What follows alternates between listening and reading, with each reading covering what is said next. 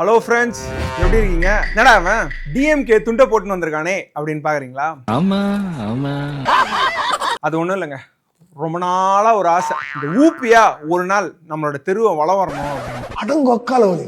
சரி, அதான் இன்னைக்கு துண்டை மாட்டின்னு கிளம்பிட்டு நேரம் உங்ககிட்ட அந்த எக்ஸ்பீரியன்ஸை ஷேர் பண்ணலாம் அப்படின்னு வந்துட்டேன். இதை மாட்டின்னு போனதுலேருந்தே என்னெல்லாம் நடந்ததுன்னு உங்ககிட்ட சொல்றேன், கேளுங்க. முதல்ல இந்த துண்டை மாட்டின்னு வீட்டிலேருந்து வெளியே போறேங்க.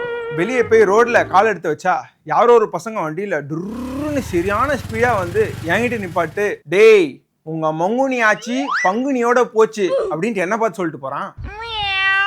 அடா இது என்னடா இது பெரிய பிரச்சனையா போச்சு, நம்மளையும் ஊப்பி நினைச்சிட்டான் போல இருக்கு. சரி ஓகே, அடுத்து என்னதான் நடக்குது அப்படின்ட்டு கொஞ்சம் முன்னாடி போறேன். யாரோ 2 பொண்ணுங்க கோலம் போட்டுருக்கிறப்போ நான் வரதை பார்த்துட்டு, ஏய் ஊப்பி வராண்டி சும்மா தூக்கி உள்ள வேணும் அலறியாச்சுன்னு உள்ள ஓடுறாங்க.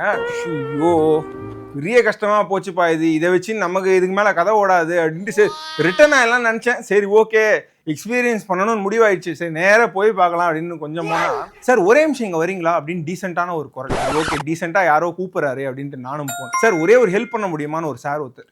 சொல்லுங்க சார், செய்கிறேன் கண்டிப்பா அப்படின்னு. சார் ஒன்றும் இல்லை, இங்கே வந்துட்டு எங்கள் வீட்டில் டேப் வந்துட்டு உடஞ்சி தண்ணி ஒழுகுது சார், கீழே சிமெண்ட் அடிக்கணும், டேப்புக்கு கொஞ்சம் தண்ணி வராமல் முட்டு கொடுக்குறீங்களா அப்படின்ட்டாரு.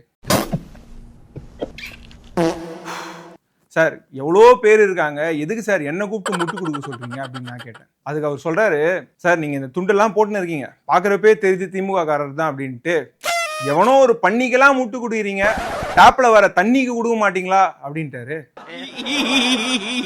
இதுக்கு மேல இந்த துண்டை போட்டா யாரோ ஒரு மாமா பஜனைக்கு போறப்போ வந்து தட்டுடா அம்பி அப்படின்ட்டு ஜால்ராவை கையில ஊத்துருவாருன்னு பயம் வந்துச்சு எனக்கு. அதனால இதுக்கு மேல இந்த எக்ஸ்பீரியன்ஸை வேணாம் அப்படின்னு வீட்டுக்கு கிளம்பிட்டேன்.